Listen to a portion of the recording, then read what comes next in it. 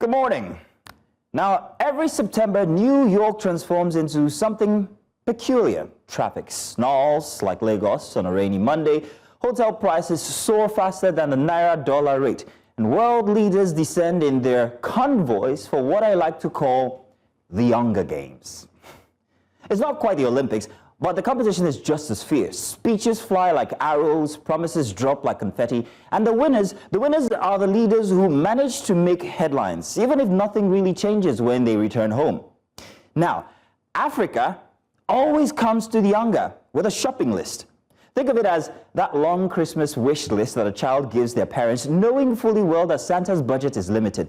We ask for debt relief, because honestly, if you're paying $40 billion in interest annually, you're not investing in your people. We ask for climate change and finance, because while we produce less than 4% of global emissions, we get the worst floods, droughts, and heat waves. We ask for security support because our wars from the Sahel to Sudan rarely trend on CNN unless oil prices are at stake. And of course, we ask for UN Security Council reform, a permanent African seat at the high table instead of standing at the back like ushers. But here's the plot twist. These demands aren't new.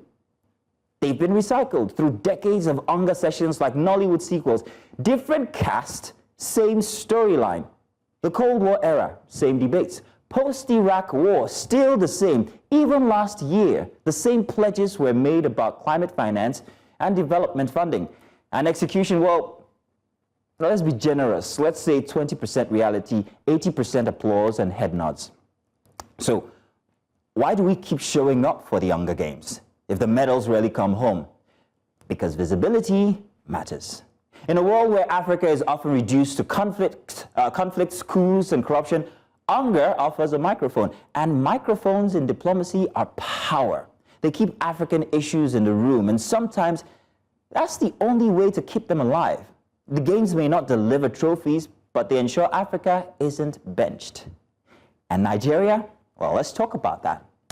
We've always played the role of Africa's striker at the Games, and this year, Vice President Kashim Shettima carried the ball. He spoke about global security, pointing fingers at hotspots like Israel and Palestine, where conflict feels like a movie series that refuses to end. And it was a solid delivery, quite frankly, sir. A for effort.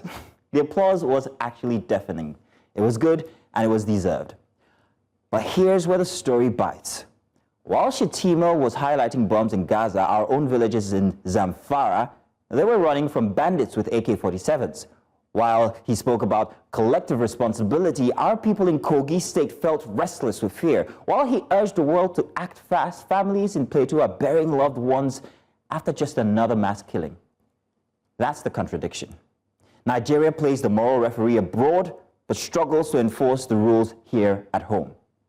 And Nigerians, well, they notice. We do know.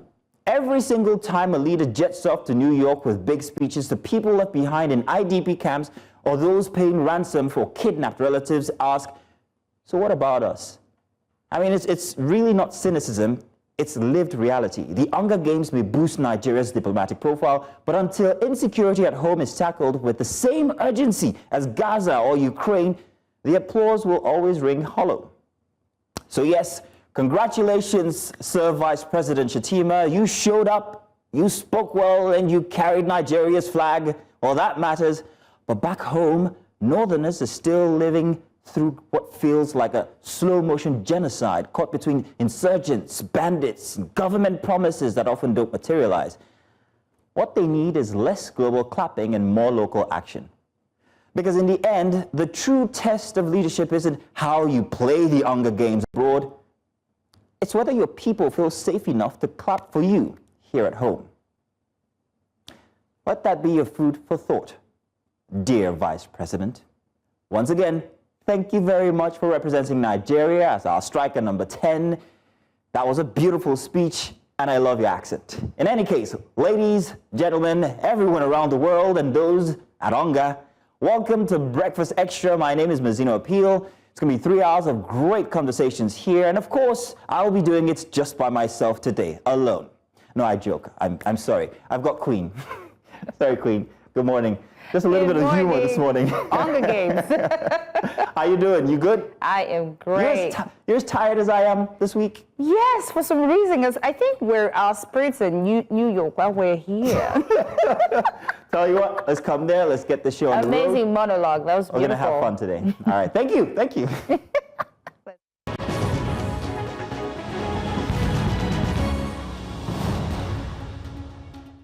Well, good morning. Morning, Good morning to Mazino. you. You look dashing, not dashing. You look dashing this morning. Well, thank you. You That's look fantastic. bad yourself. Thank you. It's been a very interesting week. Yes. We've had building collapses. We've had the Olubadan coronation. Yes. What else? We had the floods. How did you manage? You live on that part of town. Yes, I do. Tell us the story. Oh my God, it was crazy. So apparently I had a meeting in the Ikeja, and sometimes I'm terrified coming all the way to Ikeja driving. So I decided to Uber my way to Ikeja. So big mistake. Well, funny enough, I think it was good because by the time I got back home, getting to the Lekki Ikoyi Bridge, there was traffic. But how much did you spend in that Uber? That's the mistake. I think I spent about 30 minutes because I literally just got into when it started. So I came down and I walked home, exercised. Nice. So I told my trainer, don't look for me for the next 2 days. I did my part. Turning every cloud into... It was crazy because usually it used to be, within the streets and, just now it was the express that was flooded. Wait, hang on a second. You mean the express, Lekki... The express. Flooded? Yes. I've never seen that before. Okay. Because I live in Festac, where I'm modest and everything is okay. Oh, come on. Until, of course. In any case, you're welcome. It is time for us to, well, perhaps I think, let's tell them what we have coming on for today, shall we? So, of course, welcome. And this is Breakfast Xtra, as you know. And, the 80th UN General Assembly, global divides, security threats, and what Nigeria is bringing to the table, that will be our big story. And back home, Nigeria's Vice President Kashim Shettima calls for peace abroad, but insecurity still rages at home. We'll unpack the contradictions. And also today, we talk about diaspora voting, billions in remittance, yet no ballot rights. Our new Central Town Hall series asks, will Nigerians abroad be shut out again in 2027 elections? And in Rivers State, lawmakers move to prove Vice Admiral Ibas his spending as sole administrator. Accountability questions are front and center. And from Asaba, confusion and outrage after NAPTIP rescues children alleged to have been stolen from Kano. DNA test, orphanage pushback, and families in limbo, and we will break that down. And of course, designing Nigeria's digital future from inclusion to global competitiveness. What role will innovation and design play in shaping the economy? All that and more right here on Breakfast Xtra. But first, let's bring you the dailies. Yes, indeed. I wonder what we're starting with today. I've got my lot here, front pages of most of the daily newspapers. Yeah. But tell you what we're going to do. Let's take a very short break. We'll have that ready for you when we come back.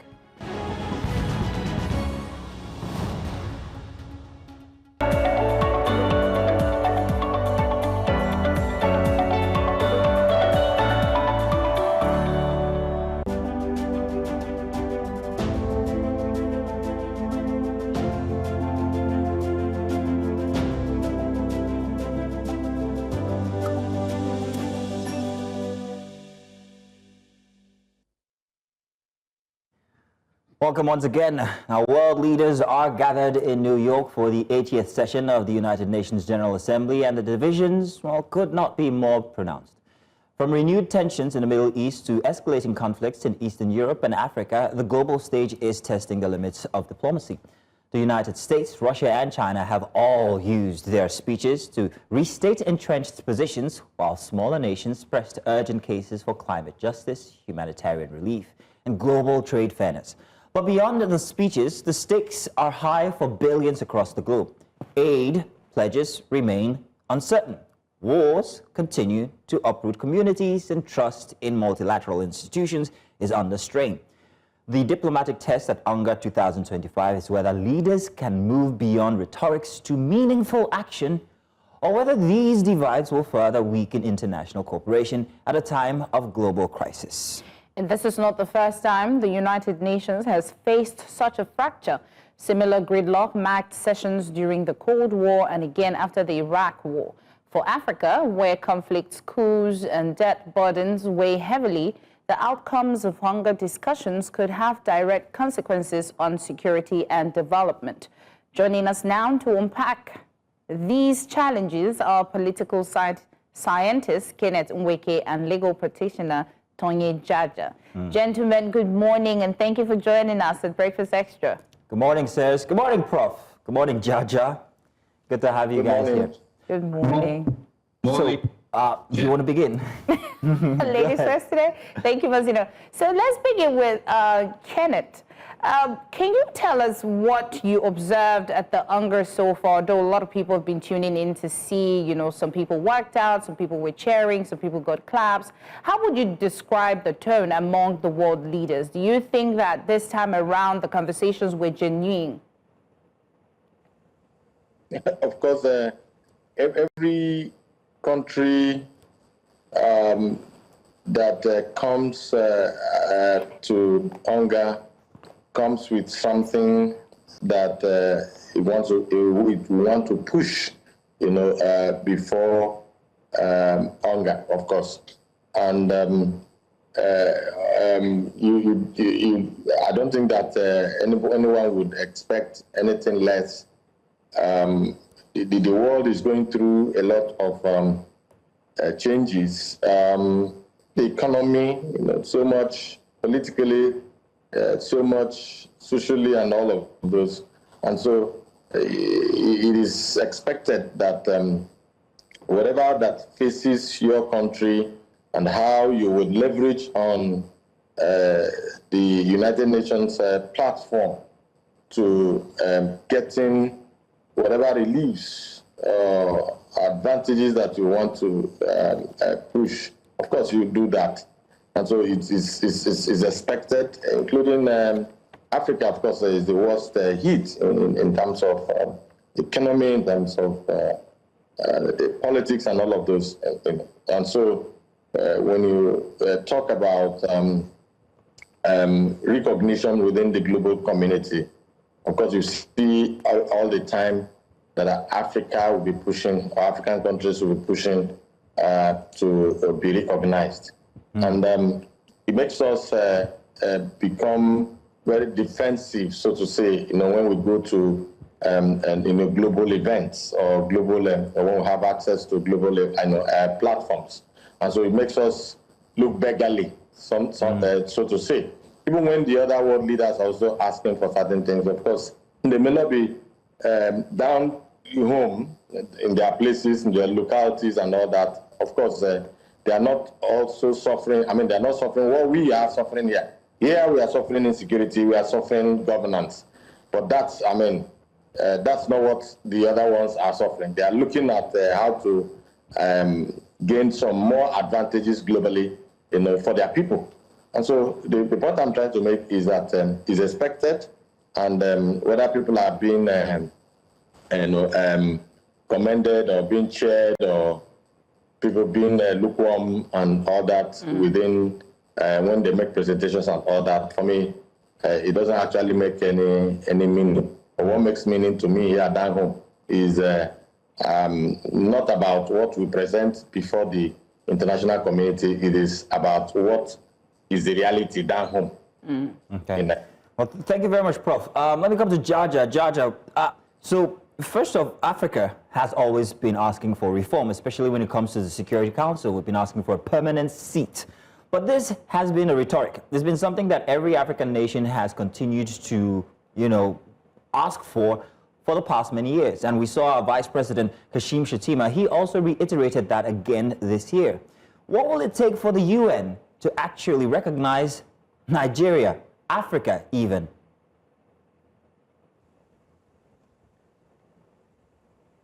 Okay. I would like to say, if the Vice President does not want to be labeled as a comedian, let him leave comedy for Alibaba and the others.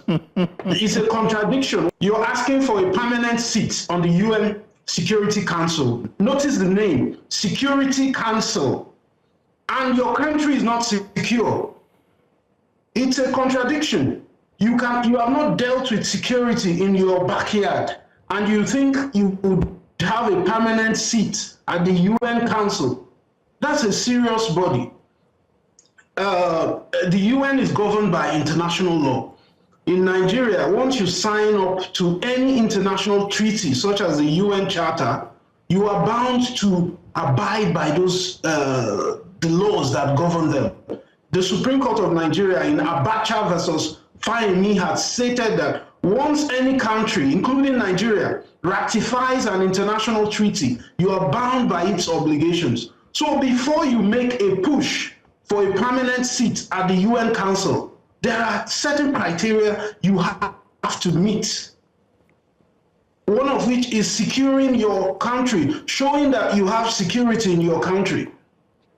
Have we met that? The UN has 17 sustainable development goals. Out of the 17, how many have you met as a country, Nigeria, before you start making demands to become a permanent member of the Security Council? That is serious business. It's not a comedy show. Let the Vice President leave comedy for Ali Baba and I go die. Well, Kenneth, it's very interesting that you should say that, because this is actually a rhetoric that most people have been talking about since after his speech. Yes, yes. However, I think we must get to the big deal. The biggest speech of the event was actually the President Trump's speech. Now, he touched on very many aspects of, well, security. He also touched on Africa as well. So, Jaja, I wanted to know, how much of an implication did his concerns about immigration and the rest of the world opening their doors to immigrants, especially from Africa, have on us as Africans, seen as we are always on the hunt for greener pastures? This is going to affect us how exactly in the long run? Jaja, please. I want to say, don't shoot the messenger. Listen to the message. Donald Trump has a tactless way of speaking. That's his manner of speaking. He has no tact, no diplomacy. But the message he's sending, there's sense in his message. When you analyze his message, Donald Trump is not against migration or a total ban on migration. He's saying there has to be laws that govern migration. And countries who have signed up to the UN Charter on Migration, the laws that govern migration should prevent illegal. There's something called illegal migration. That's what Donald Trump is saying, and he's correct. You don't just wake up, you don't solve the problem in your country, you transfer it to another country. Illegal immigrants, that's what Donald Trump is saying. Countries owe it a responsibility under international law to prevent illegal migration. I am a migrant. Currently I'm in the Kingdom of Lesotho. I came here as an European Union consultant. That is legal migration. You go to another country to help do some work.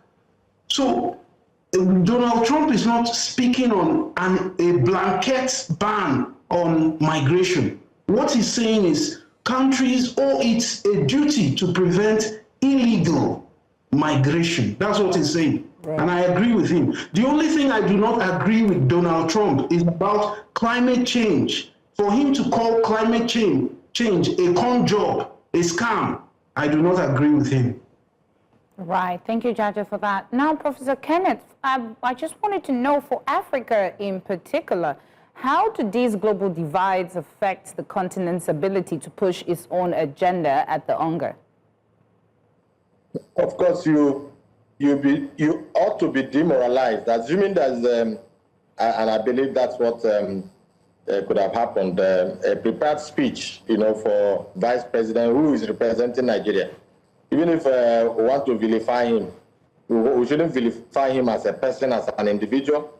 We should vilify, the country, Nigeria, so to say, or the Nigerian state, not Kashim.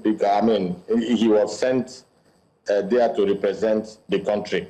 And so he's doing the bid of who sent him. And if he has turned it to become, become comedy, then so be it. But he is representing Nigeria, so he's speaking for Nigeria, so to say. But when we want for me to interrogate or attack, I should be attacking our political leadership, in country, for going out there.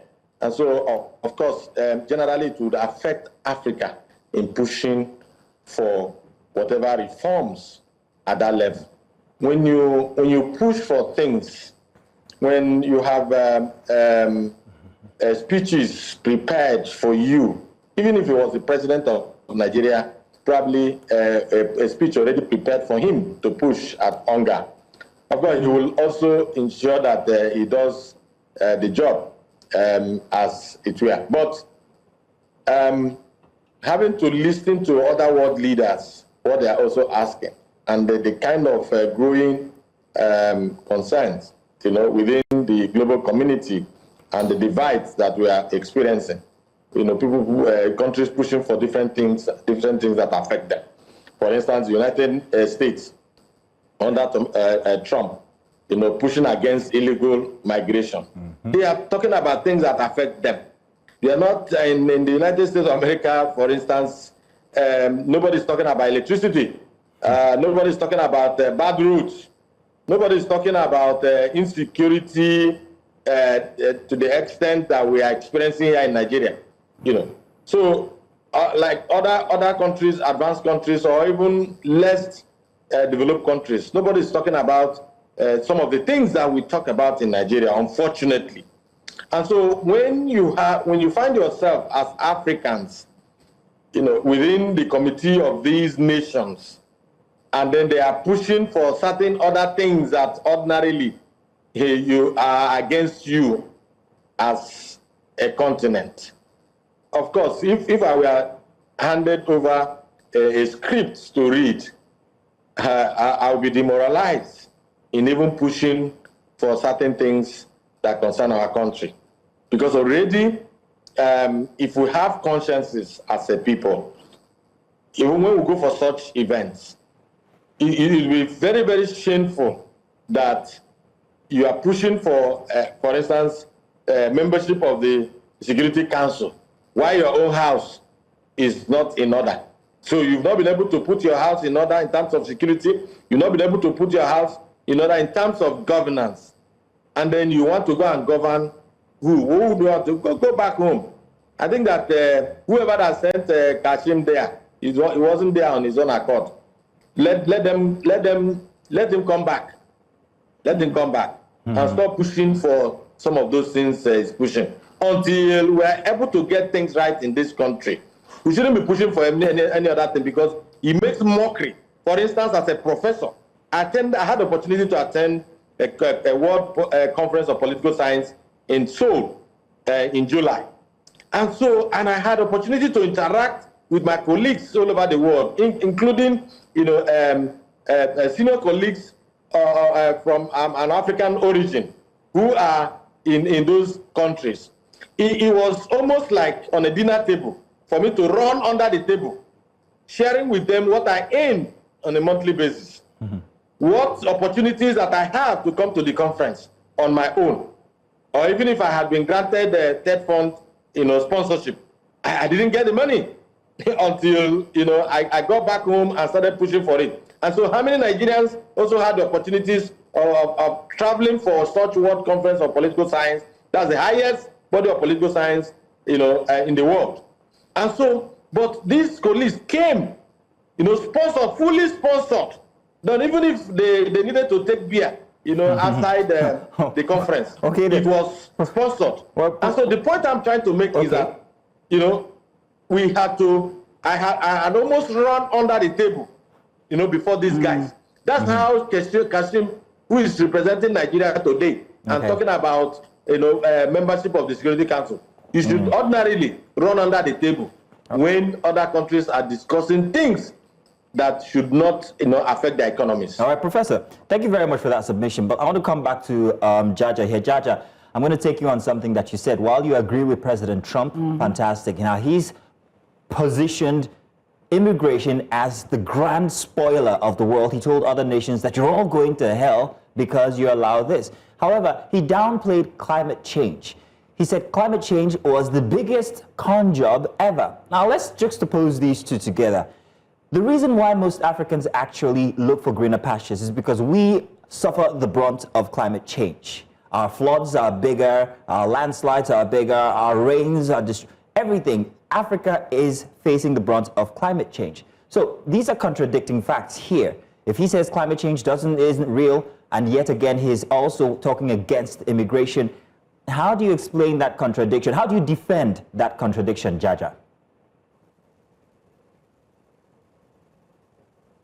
As I said, Donald Trump is a tactless person. He has no iota of diplomacy in his body. It was 2006, the former US Vice President, Al Gore, he did a documentary called An Inconvenient Truth. He presented evidence that climate change is real, is affecting the world. So for Donald Trump to come and say it's a con job, that I do not agree with him. Now, where I agree with him is, if you want to migrate to another country, there are legal routes, there are legal ways to go about it. And that is where Donald Trump, I do not agree with Donald Trump. For example, America was built by scientists who were running from persecution in Nazi Germany during the Second World War. Albert Einstein is an example. He escaped Nazi Germany. He became a professor in the US, and he helped them in science. So migration is a positive thing when used in accordance with the laws. There are laws that govern migration. If you abide by those laws, then it's a good thing. As I said, I am currently not in Nigeria. I am in the Kingdom of Lesotho. And what I find, the country adopts a practical foreign policy method. For example, Donald Trump called this Lesotho, he said, I've not even heard of this kind of country. But they did not take it as an insult. The Kingdom of Lesotho sent delegates, diplomats to the US to negotiate, because Donald Trump said there's going to be a ban on US foreign aid, especially in health. And this is a country that is affected by HIV. They had to send diplomats to Donald Trump, to the US, and negotiated a new treaty between the Kingdom of Lesotho and the US. That's a practical approach, one-on-one, a bilateral treaty. Please, can you soften the ground for us? Don't just write us off for when it comes to US foreign aid. And that's what they did. So every country must think about practical foreign policy approaches to this thing, not a blanket this thing. For example, our vice president going there to ask for debt relief. You ask for debt relief. Meanwhile, these foreign countries are reading how your National Assembly and your president are taking loans every day. You're making a mockery. That's why I said the vice president should leave comedy for Ali Baba and I go die. You can't be talking of these things when people are seeing you're taking loans every day, then you go to the UNGA and you're asking for debt relief.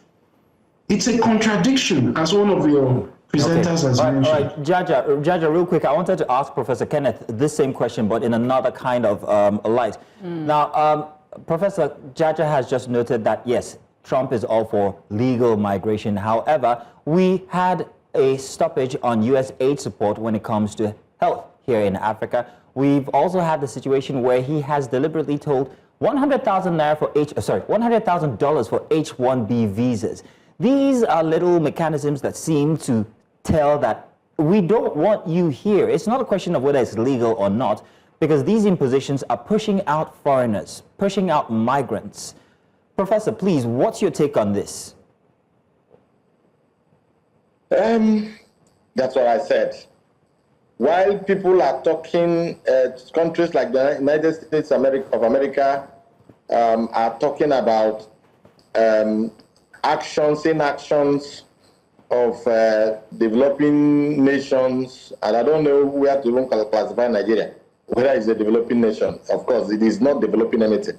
So underdeveloped no nation. Nothing is developing here.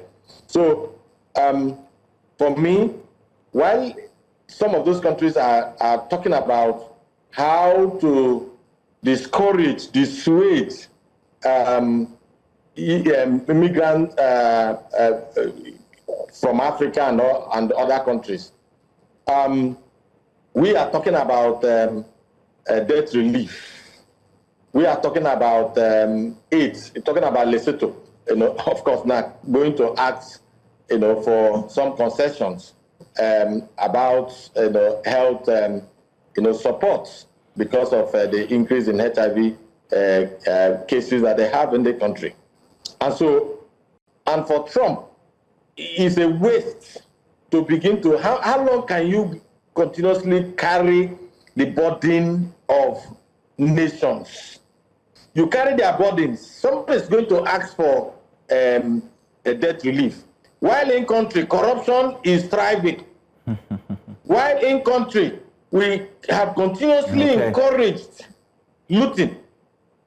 And so why will he encourage people from Africa and other nations to, why will he encourage them to come into his country? While we are not doing everything that is possible to, dig deep into the problems of our economy and improve the lot of our people. And because that's what is pushing all of us, leaving our countries, our own country, or countries in Africa, to those countries, because we have not been able to fix our own country. And so no right-thinking leader will sit back and watch that other leaders are busy sampling, their resources, and then either bringing them into other countries illegally, and then you're asking on one hand for debt relief, the same people, and then you're asking, to go and sit as a permanent member of the Security Council, sit to preside over what? To preside over, places that are more secure than, your own place. Okay, so for me, why Donald Trump is championing the cause of discouraging illegal immigrants or even legal. As I speak to you now, I've been trapped because I needed to renew, do a drop box for my US visa, and I had paid, and because I don't even know what the system offers right now, whether I'm going to do a drop box. Is it 3 months single entry, or is it multi? I don't also understand as it is right now, because I have a genuine cause to be in Nigeria, and I have no need to run away from this country, because I don't have any need to do so right now. But for those who have need to do so, of course they are forced to leave this country because we've not been able to do what we ought to do. So let's not blame Donald Trump for what he's doing. Let's fix our country, and so that our people will remain. Thank you so much, Professor Kenneth, for that, amazing insights. And of course, thank you, Tonye Jaja, for joining us. It was really an amazing insight. God bless you both. Thank you very much. Thank you. Now we've got more conversation coming up inside of Breakfast Extra. We're still talking the UNGA, only this time a more critical look at it from, the Kashim Shettima speech. Do stay with us. We'll be back.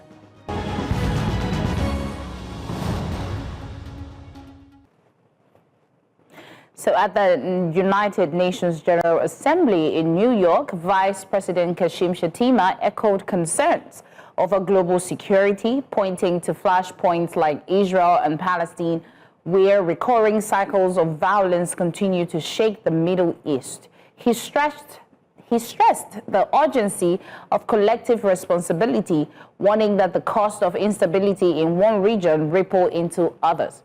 But here at home, Nigerians are living through their own version of insecurity: banditry in the northwest, insurgency in the northeast, and kidnappings spreading into the south that have claimed thousands of lives, displaced entire communities, and left the government struggling to reassure its people. the implication is clear. While Nigeria lent its voice to global debate on peace, the country itself remains a frontline test of whether words can be matched by action. So this contradiction is not new. Nigeria has long positioned itself as a stabilizing force in Africa, from peacekeeping missions in Liberia and Sierra Leone, if you remember, from the 80s, to repeated calls for multilateral cooperation. Yet, internally, years of underfunded security operations, inconsistent strategies, and unkept political promises have left gaps that non-state actors. So, Nigerians are skeptical. However, joining us now to unpack these challenges are political and public affairs analyst Devo Okoye and public affairs analyst To Oseru-Woja. You're welcome, gentlemen. Thank you very much for joining us this morning. Now, gentlemen, we're going to be focusing on Shettima's speech. I just wanted to reel out some of the points that he made from his very eloquent speech, by the way. Yes. He asked for renewed commitments to multilateralism, Nigeria's bid for permanent seat at the Security Council. Our previous guests touched on that. Debt relief, trade, mineral resource justice, closing the digital divide, and technology access and security, peacekeeping, and human rights, as well as humanitarian stance on global conflicts and climate change. Now, gentlemen, we've heard all of these before. The problem, however, is bringing it back here to Nigeria, that we're asking for all of these, but yet we still have these niggling problems here in Nigeria. And I'm not talking about Africa. So the question is, what gives him the moral high ground to actually, well, talk about these things at UNGA if we still have these problems here? Let me start with you, To. Good morning. Morning. Yeah, so if you say what gives him the courage or the impetus to make such a decision, I think I will align that with as an act of patriotism. As a patriotic citizen of Nigeria, I think I align myself with the position of of the president, of the vice president who represent Nigeria in that global platform. But also as a citizen, it's expected for we to be courageous enough to point out the loopholes or the hypocrisy in such kind of statements. So there are two things here. I align myself with all the position or all the assertion is making at that global platform on the ground of patriotism. Then on the ground of courage, I think I need to point out the fact that the vice president, just like any other Nigerian politician, use that platform as another means of campaign strategy. So in Nigeria, our politicians run within the circle of campaign rather than after campaign administration. So let's analyze some of the speech, particularly the issue of the security you point out. Truth be said that, okay, well, the position of Nigeria regarding to the Israel and Palestinians, this thing is valid. As a matter of fact, but let's bring it back home. I've listened and I've read several debates on the reactions of both nations when it comes to that war. If you look at it locally, that is what is happening in Nigeria. And you agree with me, over time, you see people who come out courageously, who assert the fact that if a particular tribe, if one particular tribe lost a cow or one of their members is killed, they tend to wipe up the whole community where such a thing happened. So if you are saying that in a global trend regarding Israel and Palestine, we should also look that in Nigeria context, in the local context, and that is what is happening. We don't need to deny that fact, and you see people arguing that fact. Then on the other cross again, you still see on the quoted of a religion, you see people who say, oh, Israel are meant to be the children of God, and anything that happens to them, they go back in full force. So you could see the contradiction, not only in the side of our leaders, but in the side of our the masses or the citizen. Then let's look at it again. If you look at Israel, if you look at the issue of security, you discover that I believe that is part of the United Nations Assembly Protocol to applaud whatever is being said by any leader.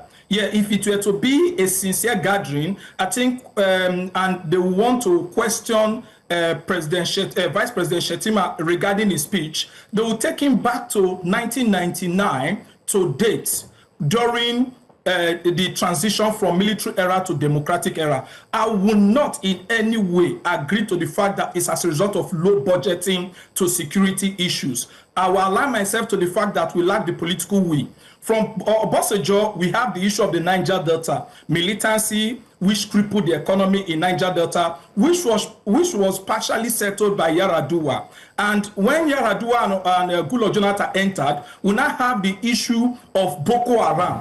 Boko Haram sprang through the administration of Jonathan. Then when Buhari came in, we now have the issue of Fulani Esme or bandits. So you could see that as the day goes by, as transmission of administration, our insecurity level is changing a different dimension with different name. Then now we are in Obasanjo, we are in a Tinubu era now. It's a mixture of bandits, is a mixture of Boko Haram. So it's a combination of, you could see the unrest in the southeast now. So these are issues that needed to be looked at when drafting such a speech. So I will not in any way applaud the statement of the vice president, but I think I align myself with it as a citizen.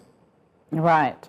So, Devo, I think for me, Shettima warned about, our Vice President Shettima warned about fake news, warned about distrust and tech gaps in a country like Nigeria where misinformation is rampant and we're never really sure of what they're saying. How visible is it for Nigeria to close the digital divide and ensure that tech is a force for unity rather than division?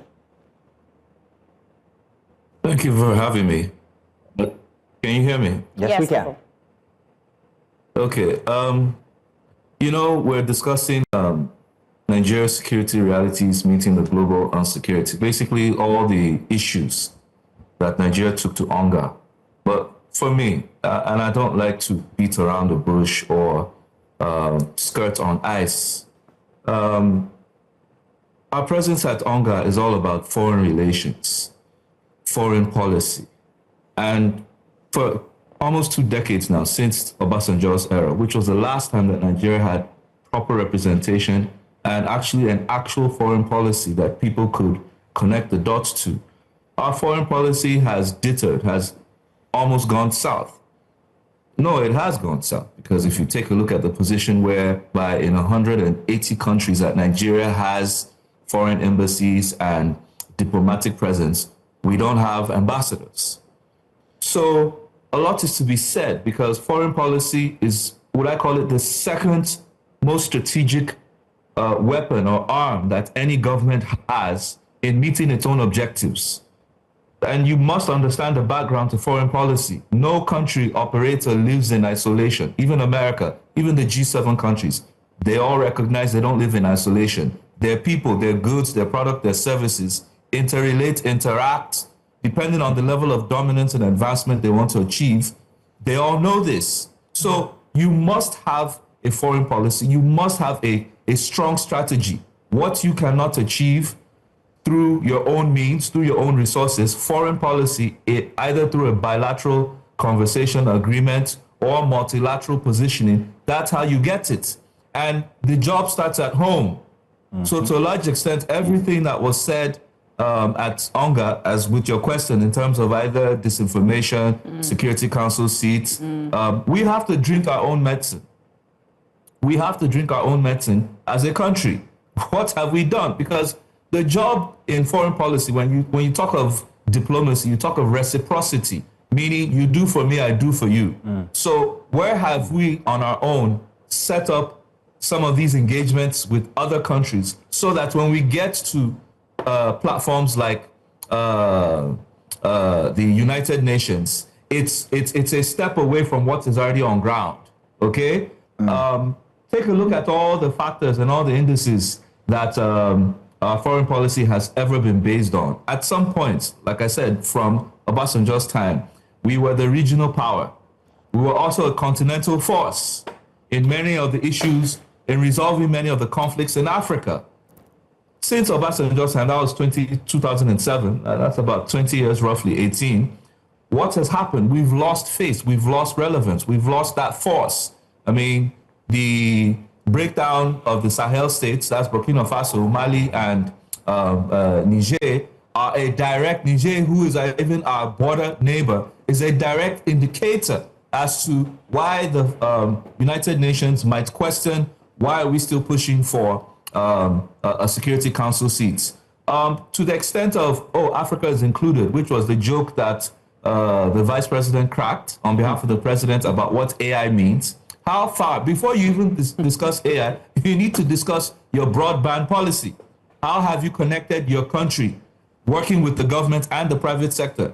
They've said that if anywhere that broadband exists, you multiply your GDP times 4, because you can see what's not just social media, but the internet connection and how it has improved education, how it has improved transportation, how it has improved meetings, man-hour loss, etc., economic emancipation, empowerment for those, a country that is the poverty capital of the world. We have to get real and drink our own medicine. It is when we start to do the needful here in Nigeria, in ECOWAS, in West Africa, in Africa, then we won't be begging for attention. We won't be begging for relevance. They will be the one offering us. Devo, I want to jump on something. Saying, well, Devo, I want to jump on something you just said. You just used that phrase, yes. We have to drink our own medicine. And that falls right into place with the next question I want to ask you. Now, Kashim Shettima, he argued that mineral-rich nations must benefit directly from these minerals instead of just simply export them.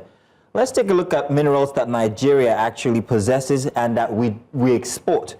There's crude oil, natural gas. We only have the Dangote refinery at this point. We have tin, historically mined in Plateau State, exported largely in raw form to other countries. Cobalt and tantalite. We have gold mined in Zamfara, Osun, Kebbi. Much of it leaves informally to other nations. There's lead, there's zinc, there's iron ore, exported raw or semi-processed, since Ajaokuta steel project still does not work. So the question now is, exactly how realistic is this goal when he asks the UN to let African countries enjoy their resources, whether in terms of the minerals itself or job opportunities? How realistic is that when you talk about drinking our own medicine, Devo? Yeah, but that's just the point. We've not done the needful at home. We've not done the needful with the little that we have. I mean, the solid mineral minister, Dele Alake, was right front and center in that meeting. Now, like I told you, the United Nations is not where you begin to introduce ideas. The United Nations is where you simply present to the rest of the world what you have been doing. Now, even though he received an award as someone who has pushed mineral development further, I think that was a bit of politics, because we know in this country, at this point in time, solid mineral development, both extraction and processing, should have been at the level of oil and gas, the oil and gas industry. Before oil and gas was discovered in this country, it was solid mineral extraction that kept us going. Now, if ditto the agricultural ministry and investment. The point is, remember, you can't even fool the international public. They all have their embassies and their high commissions in Nigeria. So you can't go outside and tell them, well, I wear white clothes all the time. But the truth is, there are people in your country know that your clothes are stained. So the point is, we all know that a lot of the insecurity in this country, that's Nigeria, is a function of the, what I call it, the catastrophe of solid mineral extraction taking place, especially in the north, in many cities, in many villages, etc., without being recorded as national income, okay?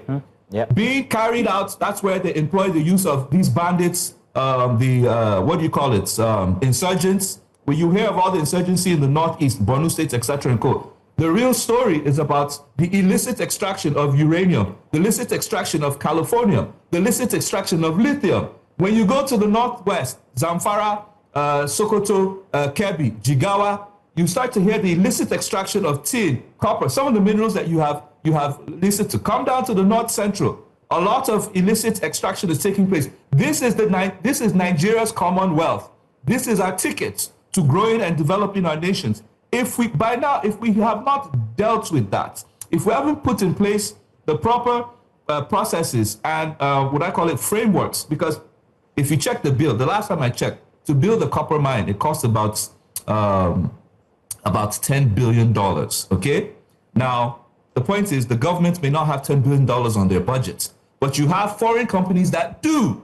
So the question is, what private sector, public-private sector engagement has taken place to ensure that we work with foreign companies to be able to bring the best out of our country, employ our people, educate them, lift them out of poverty, and make a buck for the country. You can see what happened in LNG. It's not just Nigerian companies that are in LNG. You have the operating international companies, and then you have the Nigerian gas investments as part of it. You see the success they've done. You see how they brought life and revenue into the Nigerian system. Well, we couldn't do that in oil and gas. It took the Dangote refinery with 20 billion support to be able to give you what we have at the moment. We have even 10 times, 50 times the capacity in solid mineral production. This is where you build your foreign policy. By now, I should have, Dele Alake should be the most powerful minister in the Nigerian government because of the potential that comes with the solid mineral factor. And how, because it's what, like I said, foreign policies, you rub my back, I rub yours. Okay, I have deposits. You have mineral capacity extraction, you've been known for it. Okay, let's do a deal. The same thing we have done in oil and gas. The same thing we have done with telecoms. Well, power still needs intervention.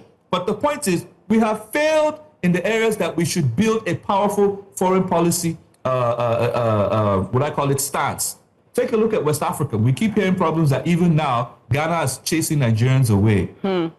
As a former regional strong body, how did we lose our influence? Right. Okay? Some of these people they're not just junior brothers. They're like grandchildren to Nigeria. I hope you know that anywhere in Africa, and even internationally, where once other Africans see Nigerians, they step back. Hello, let me repeat myself. When other Africans see Nigerians at international forums, they step back because you need to travel around Africa to confirm yourself that the Nigerian is the superior African. Why? Because of our doggedness, because of our ability to deliver, because of our volume in terms of population, because of the GDP levels which have suffered. So most of Africa feels bad and horrible that, oh, our big brother is slacking. Our big brother is not delivering as they should. And we know this ourselves, okay? We know this ourselves. All right, so then, Devo. Enough of the whitewashing. We need to get to work. We need to task our leadership. We need to. It's not about the president traveling around to different countries. He has a 45-man cabinet. I expect the foreign minister to be the one traveling, not the president. Those are the people that do the work. Get things in place so that the president can come and drink tea with the other president and sign. But things must be in place. I can't. There's too much to be said about foreign policy. That's not your passion. Your passion is shown. Quite. Thank you so much, Devo, for that. Now, my question will be to Towo. Based on all the conversation concerning the speech from Vice President Shettima, we're seeing that, the comments are like, why are you focusing on insecurity in the global level when right here, the issues in Nigeria, it's like they say, remove the sand in your eye before removing the stone in someone else's eye. So given global uncertainty, there is war, there's climate shock, fragile economies. What risk really is Nigeria taking by focusing heavily on global reform rather than doubling down on, our internal security reforms here? Towo, please. So the risk we are taking is the fact that we don't really know what we have, and we don't know the problem we are in currently. And I believe that the speech of the president and the speech of the vice president was drafted as a result of high level of ignorance or as a result of political patronage within the international community. And if you look at the risks particularly, you discover that particularly is assertion. Hello, can you hear me? Yes, we can. Yeah, particularly its assertion in the fight between the Gaza and the Palestine, between Israel and the Palestine in Gaza. You discover that it has caused another. For me, Nigeria would have been a bit diplomatic in that regard, knowing fully where there are lapses back home. And you also understand that, just like I stated earlier, is the fact that we don't understand when we play politics and when administrative mind comes into play or administrative diplomacy comes into play. The level of insecurity in Nigeria, you discover that is self-inflicted. And I will not in any way agree to the fact that the vice president is aligning it to issue of regional breakdown and other stuff. Then you also understand that the issue of economy is self-inflated, and you can see what is going on at the level of corruption, which is alarming. As a matter of fact, is a signpost to when you talk about Nigeria as a country. Then you talk about the global warming or the issue of environment. Just this week, you discovered the flood in Lagos and other areas. This is an ongoing issue.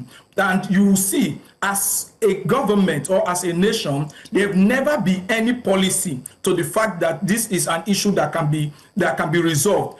If we have the political will, it can be resolved. And I want to draw your attention to Nigerian leaders, basically Nigerian leaders.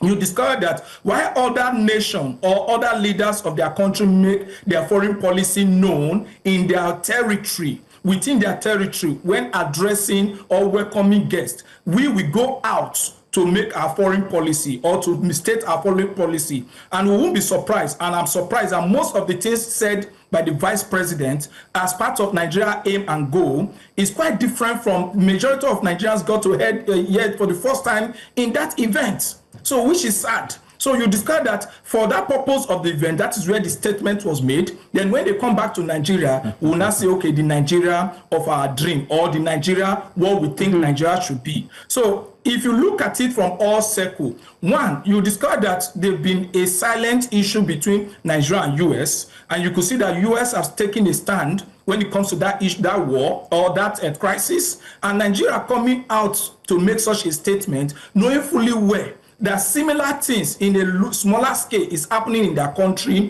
without them resolving it is a problem and is a high risk. And we should be rest assured that more international relationship between Nigeria and other countries will be at stake in regard to some of the statements made by the vice president. Okay, well, thank you very much, gentlemen. We unfortunately have crossed into the next hour, which we shouldn't have, but I wish that we could have had this conversation ongoing. I had so many questions regarding AI misinformation. And please, Devo, if the vice president wants to try out comedy, I think we should let him. His crack on AI, Africa included, was spot on, and I give him an A. So please leave my vice president alone. Gentlemen, thank you very much for your contributions here this morning. Thank you. You're welcome. All right. Thank you so much. And now we'll go on a quick break, and when we return, we have a big story for you here in Breakfast Extra.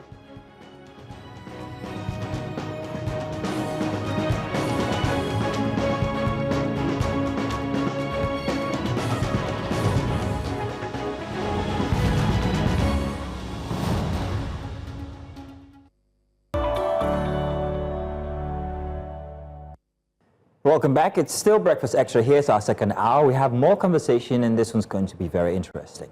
In Nigeria, the debate over diaspora voting has resurfaced with urgency as the country looks ahead to the 2027 general elections. Millions of Nigerians living abroad, doctors, engineers, students, and also entrepreneurs, they continue to contribute billions of dollars annually in remittances, yet their voices remain absent at the ballot box. Critics argue that this exclusion not only denies them a stay in governance, but also weakens Nigeria's democratic fabric. The human impact is significant. Families separated by borders are bound by remittances, but not by representation, while younger Nigerians in the diaspora feel disconnected from shaping the country's political future.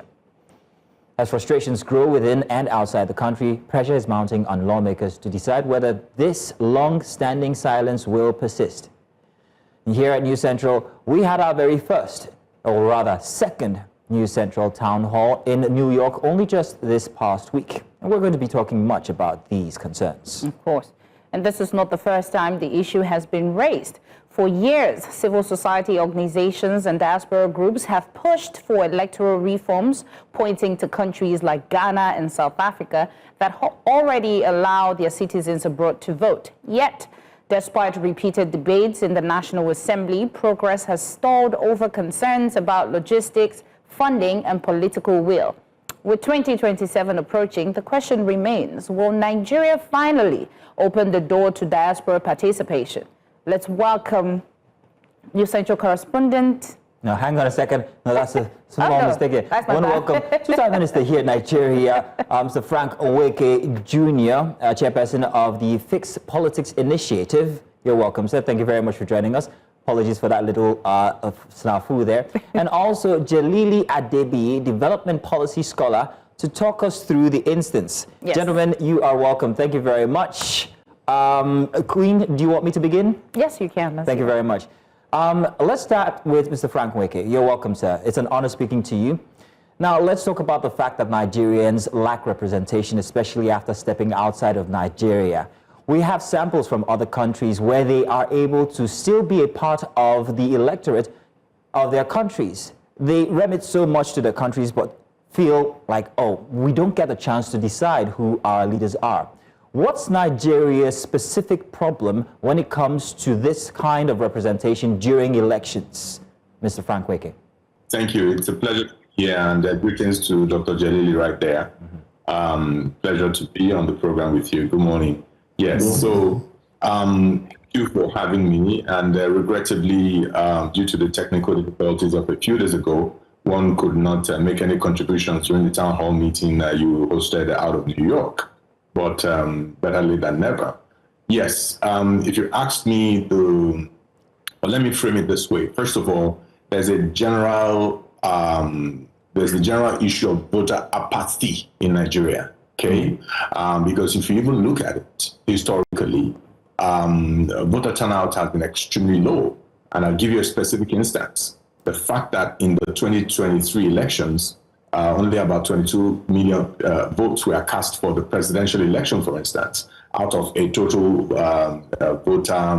eligible voter number of about 93 million reported by an INEC in 2023.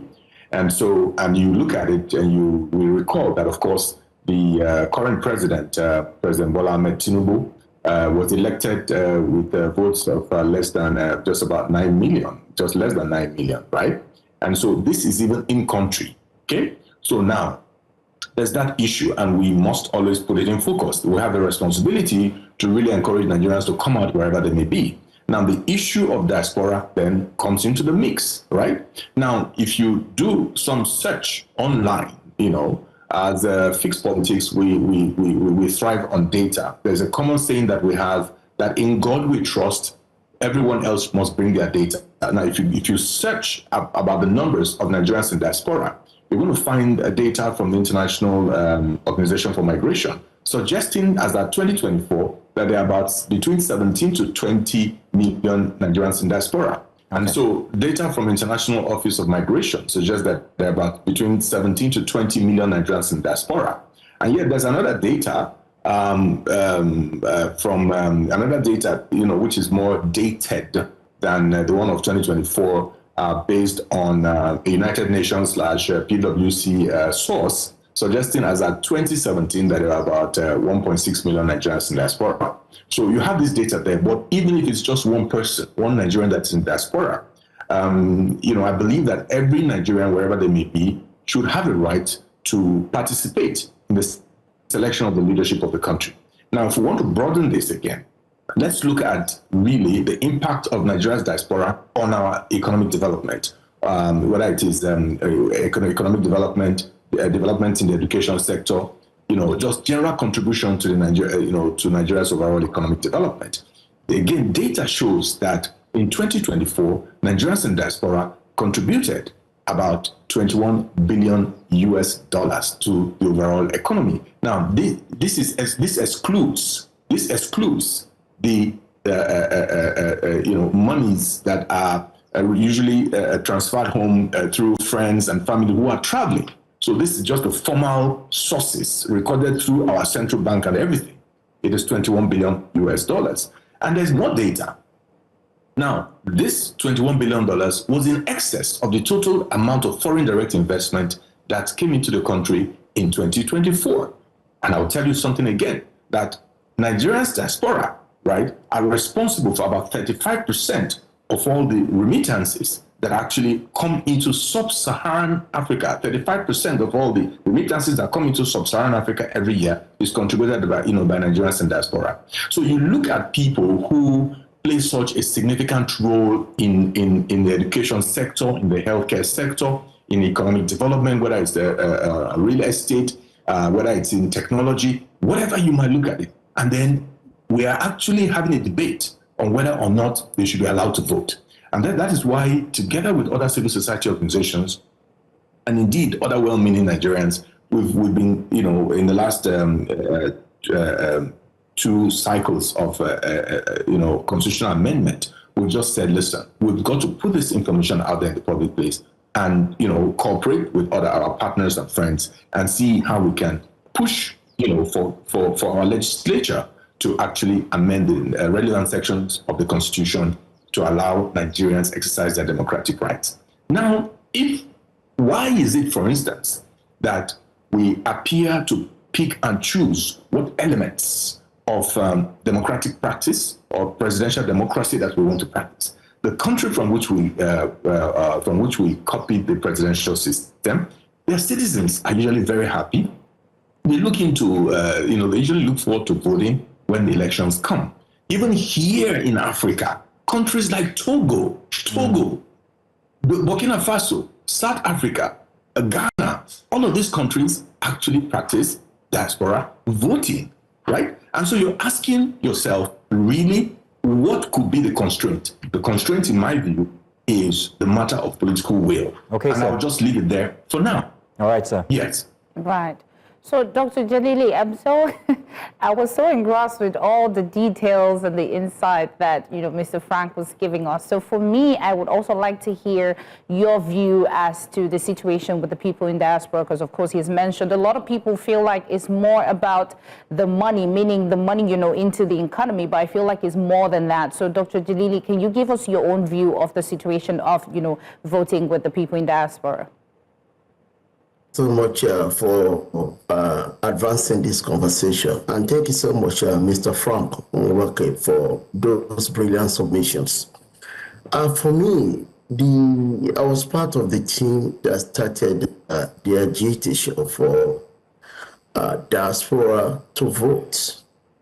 And by then, there was a lot of expectation in terms of how democracy was going to assist us to advance the development of Nigeria for the greatest good of the majority of our people. And what happened was that the expectations fell short, and increasingly that induced frustrations among Nigerians in the diaspora especially. Because what that means is that responsibility became transferred to us the more. Because the more the government fails, from one administration to the other, political circle to the other, and cutting across all levels, layers of governance, the more we have to spend money to keep families alive, the more we have to spend money to keep friends alive, and the more we have to invest in money to ensure that those that are without jobs, those that are self-employed, and those, people that need money, we need to keep them off straight. Otherwise, there was going to be anarchy. There's going to be pandemonium. So, and that is what the majority of the money that is coming to Nigeria is doing. And folks in the diaspora, they are not happy with this. Because when you spend money for these purposes, of course, serving the needs of our friends, serving the needs of our family is a thing of joy. But it's because the government is not doing the needful. Huge amount of money so spent could be spent to advance the development of the country by spending it in the other productive sector of the economy. And that was why there was increased agitation in the diaspora that maybe our vote can change the trends of things. And when you get to this, maybe our vote can change the trends of things. There are a lot of assumptions embedded in this. One, the assumption that the folks in the diaspora, they are clear-headed, more than those at whom that is the metaphysics of difference, which I may not subscribe to, that we are better to make informed decisions, but that is not true. folks in the diaspora, they are as partitions as folks at home. We know this in our various listservs. We know the kinds of toxic engagement taking place. Not only that, folks in the diaspora from Nigeria, especially the first generation, they are as divided, even more religiously divided than folks at home. There's another thing on the table. And in fact, when it comes to acceptance, the acceptance for the majority is along ethnic lines. I'll tell you, if APC, for example, presents a presidential candidate from the northern part, those in the diaspora that are in the northern part, for the most part, that are northerners, are likely to fly with this individual. If the PDP presents a Yoruba candidate who is likely going to win the election, the same pattern is likely going to happen. Okay. So when you disentangle the assumption behind the claim that folks in the diaspora are quiet, and I like it to do things differently, that assumption is not necessarily true. And the other thing we also need to pay attention to is the number. Because the whole idea, when you stretch it further, is that, oh, we have our numbers in the millions. There is not one single source.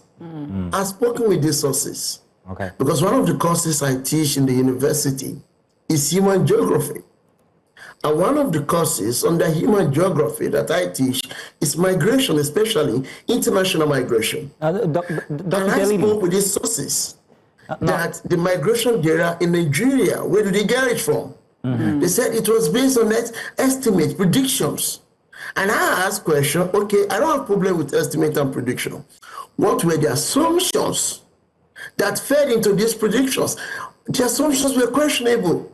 You know, they would say, okay, first generation is about 2.1 million, second, third, fourth generation. And the question I ask is that, have they conducted a survey teasing out that the fourth, second, third generation self-identified as Nigerians? Dr. Jalili. The answer is no. Dr. Jalili, now, I appreciate the details that you're giving us regarding these findings or these surveys that are being made. And it's very, very important that these actually be made. However, I have a question for both of you, but I'll start with Mr. Frank Weke here. Mr. Frank Weke, you spoke about the fact that, well, there seems to be, well, we do need the participation of diaspora Nigerians. But the question now is, how ready is Nigeria for this? How ready is Nigeria to be able to copy the likes of Togo, Ghana, Estonia, for instance? They have a very, very stable platform where it's been repeated over time and they have been able to make sure that this is great. This is fail-proof. But is Nigeria prepared when it comes to tech? How much has the diasporan community also helped Nigeria when it comes to providing the mechanism we need to make this come to fruition? Thank you so much, my brother. First of all, if Nigeria wants to be ready, Nigeria will be ready, right? It is not the responsibility of diaspora to tell the Nigerian government how to do it. It is the responsibility of the Nigerian government. It's the responsibility of citizens, all of us, to actually provide the suggestions, the technical information required to be able to do this. For instance, at the recent national public hearing on constitutional amendment, after we had the brief opportunity to propose these amendments, we submitted along it a very detailed technical paper showing that from the issue of voter registration in diaspora to the issue of how votes could be cast and so many other factors on how other countries have done it. This is just a suggestion, right? So it is the responsibility of government to take the necessary steps when citizens like us have spoken, when organizations like us have spoken, when experts like Dr. Jalili have spoken, to say, okay, really, how do we navigate this? And let me tell you how simple this can be. I'll tell you how simple it can be. If we have a financial services system, right, that is functional, that is secure, we have a national ID card system that is functional, that is secure, and we have several sources of data. We have the BVN system. We have all sorts of systems we put in place, right? What is the essence of all these national initiatives? What is the purpose, right? Okay? A a new tax policy has just been put in place, which is meant to expand the tax net. So whatever tech features and whatever tech security that's been in place for all of these systems, the same kind of technology that protects our financial service system can be deployed to actually protect our voting system, our electoral system. And that's why I'm telling you that it's a which we will. Okay. If we want to be ready, we'll be. Okay, sir. This is just my simple question. Okay, sir. Let me hear from Dr. Now let me hear from Dr. Jalili. And I hope that one can intervene in, and which is just very quickly. Dr. Delili, you speak about data. Yes, data is very important, and I'm glad that you have the expertise you've just described. That's fantastic.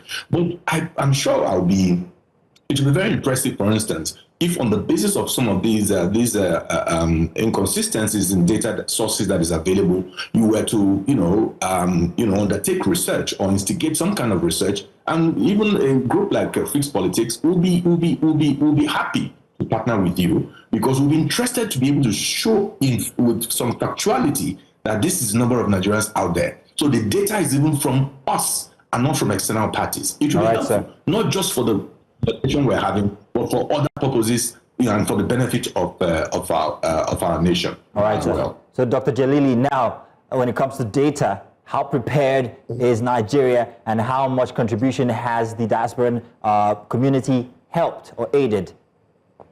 Yeah, I really want to commend the challenge and the opportunity, the challenge thrown by Mr. Frank.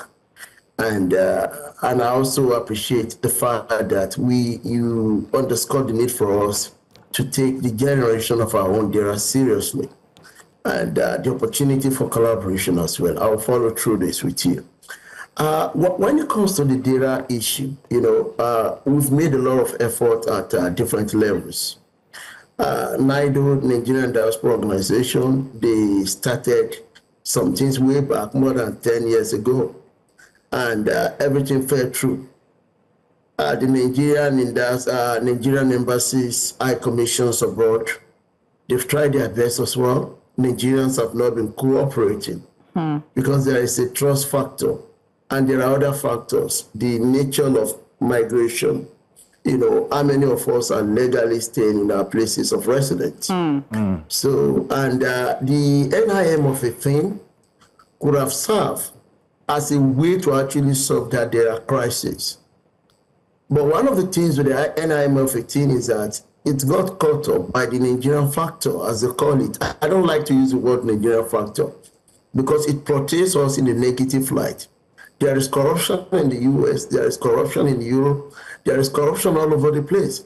It's just the magnitude and the extent that differs. However, the thing with the NIN is that it's been abused. The other time I went to places in Chicago and other places, and I saw the guys who were given the license, to be doing this NIM of a thing. I couldn't believe what I saw. And that is why when majority of them go back to the Nigerian embassy, they usually have some problem. It's either they could not verify or validate, the NIM numbers that it came with, because the process is not neat. So when you have such a critical process, through which you can generate supposedly a reliable database of the Nigerians in the diaspora, not being done properly, then you've lost a golden opportunity. So for me to generate that data, the NIN is a credible pathway to do that job. And the process of renewal of people's passport, if they take out the corruption in it, what that means is that it's just a function of time before we are able to capture the number of the majority of Nigerians coming into the system. Now, the pattern of migration from Nigeria abroad has changed. For some time, it's been the student route. And if you come in as a student, chances are that you may not have business with the Nigerian embassy for a significant number of time. Folks from other countries, when they come into a new country, their first point of call are their embassies. They get to register virtually and ensure that their data is with their embassy, their government representative, so that when there is a problem, they know who to call, where to call, and where to call knows that they are in the database. Our people, we don't do this, we don't care, because many people left with frustration. And when they came back to when they arrived at destination abroad, they felt a sense of detachment from the country, which is not a good thing. So the behavioral aspect of it is a big part. Let's now come back to the issue of readiness. Dr. Jalili. You see the readiness? Dr. Jalili, Dr. Jalili, we apologize, but we have run out of time. We only have time for just one more question for Mr. Frank Weke. Our apologies. Yes. You may. I was trying to gather my thought. Mr. Frank, can you just keep it a bit short? But my question now is, based on what Dr. Jalili mentioned, the issue now is, let's talk about, the UNGA conversations with Vice President Shettima, where he talked about, us having a permanent seat on the Security Council. So a lot of people are saying we have insecurity in Nigeria. That's one side. And of course, he also mentioned about, illegal migration. How many Nigerians are willing to say, oh, we're here, knowing fully well that, them moving out of the country is not legal. And of course, they're talking about, the reasons why our diaspora voting is, having issues is because of logistics and all that. So my question to you, Mr. Frank, is, do Nigerians really want change? If the government is saying, we want a table for security and we don't have, security covered here in Nigeria, and of course, Nigerians want to vote, but a lot of them are not legal. What's your take on that? Do Nigerians really want change? Well, thank you so much. I sincerely wish you had allowed my brother to conclude that very important point he was making. He raised some very, very valid points. Right. But my immediate response to all of this is that, you see, these are challenges. We recognize it. People need to report to the embassies. The embassy needs to know you're there. So when there's an issue, these are orientation issues. These are things that, with some orientation, with some, with some encouragement, we can navigate all of this. But I think that you ask yourself, okay, how many Nigerians are illegal immigrants, wherever they may be? I don't believe that majority of them are illegal immigrants. And even if they were illegal immigrants, we still have a responsibility as government to know where our citizens are.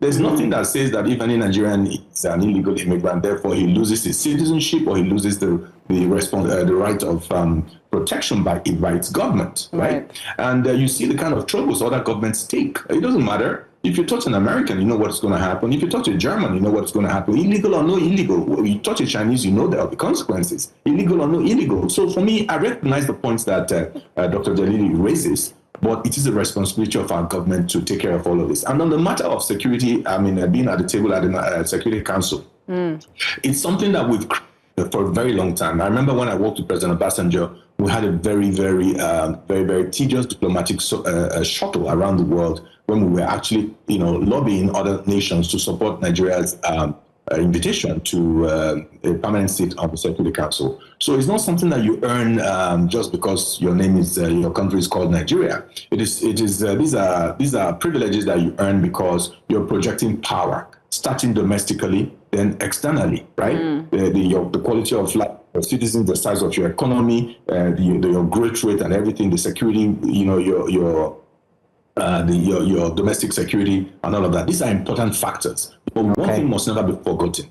Now, Nigeria is the largest black nation in the world. It's a very important nation in the global affairs. And yes, we have challenges, but the place of Nigeria in global development cannot be diminished. And we must take responsibility, of course, as government to really fix our country, fix our economy, and project power. When you project power, other people take you seriously. When you are mediocre in your governance, when your economic development indices are poor, when the quality of life of your citizens is low, nobody takes you seriously, right? There was a time when Nigeria was first port of call when there's issues in West Africa, when there's issues in Southern Africa, when there's issues even in Eastern Africa. Nigeria was the first port of call. Unfortunately, that's no longer the case. So we must find our way back. And in a way, I think, that's evolving. Yeah, thank you so much. These are just my thoughts. I wish we were not in a hurry. These are very important conversations. We really apologize for the hurry because we have other conversations and guests who are online already waiting for us. But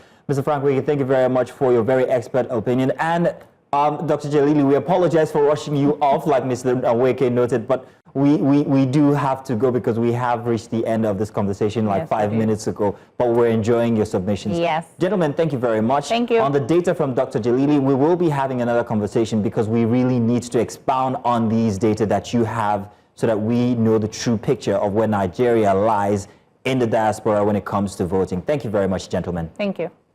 Yeah, thank you so much. Appreciate it. Now let's have a very short break, and then we get on to the next conversation.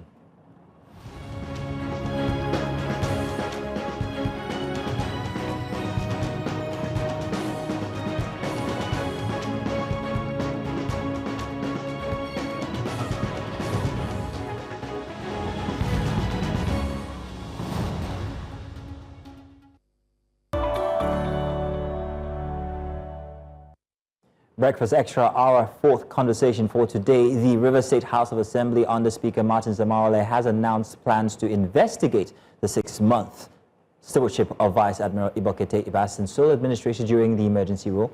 Now, the probe will focus on how revenues, particularly allocations from the federal account, were deployed, how contracts were awarded, and whether public funds were misused under Ibas' interim tenure.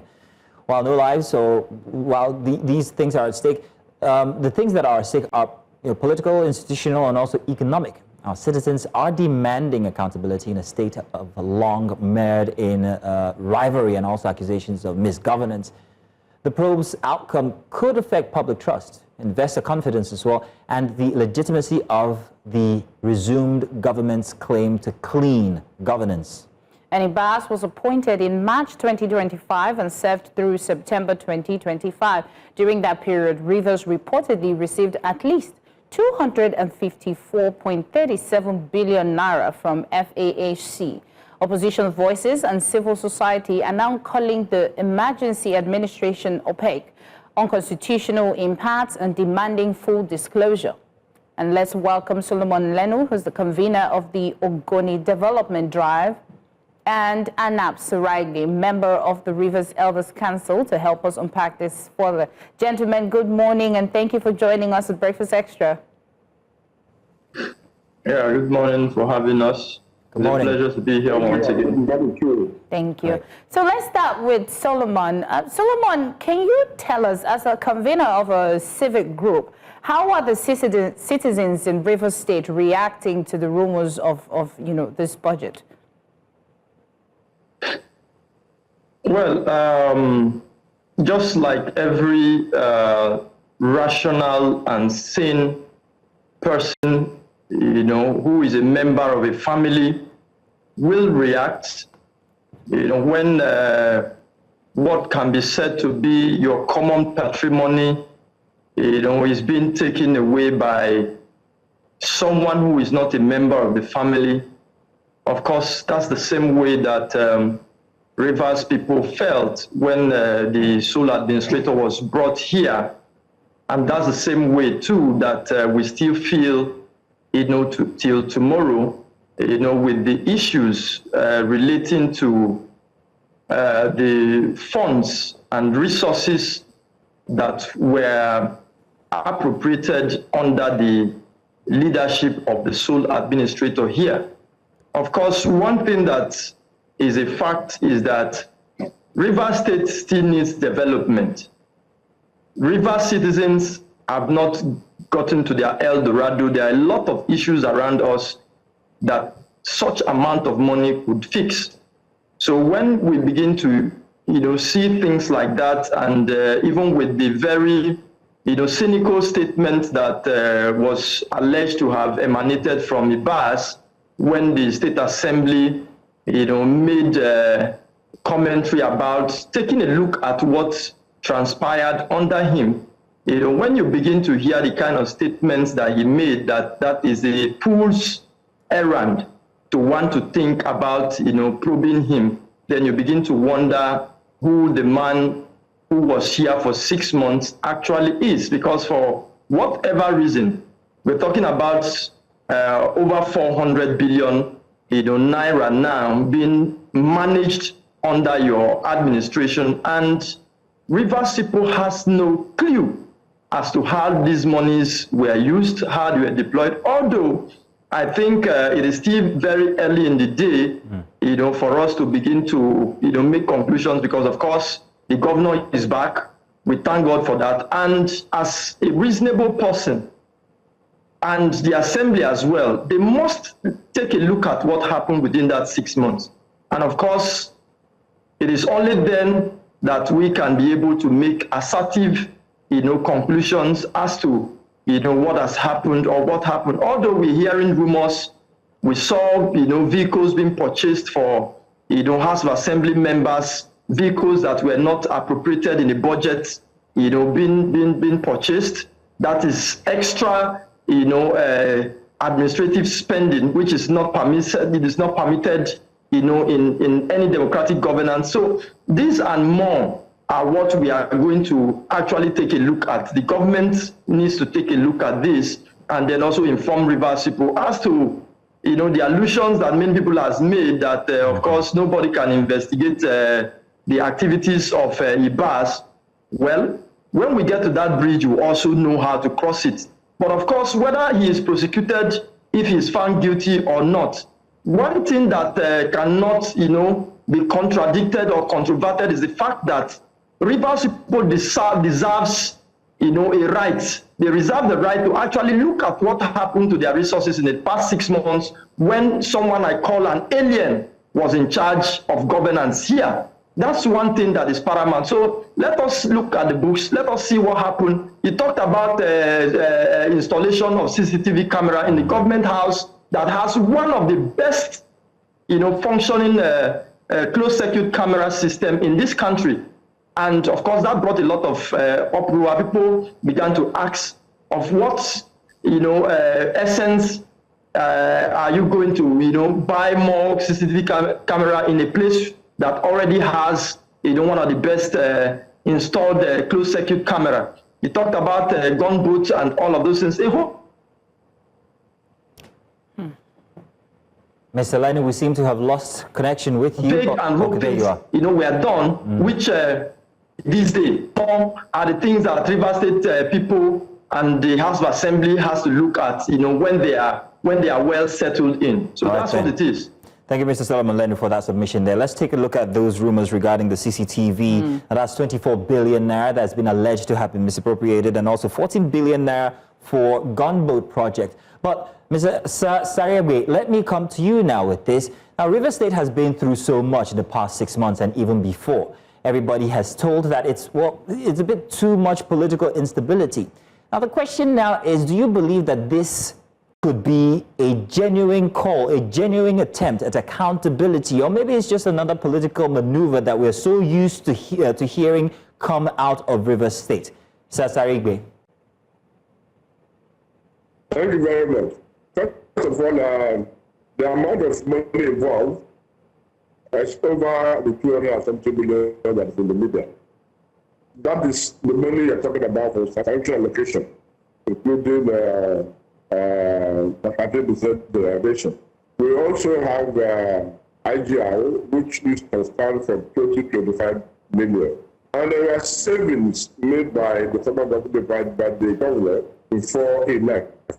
So if you put all of them together, we're talking about in the neighborhood of over 800 billion being squandered, being lavished, or being looted. As regards whether the House of Assembly have powers or not, our constitution is very clear.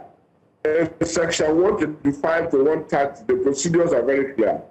The House of Assembly have authority to question anybody who tampers with the consolidated revenue for, which is the part of the money we collected. And there are procedures. We have the Director General is the one to really start the process.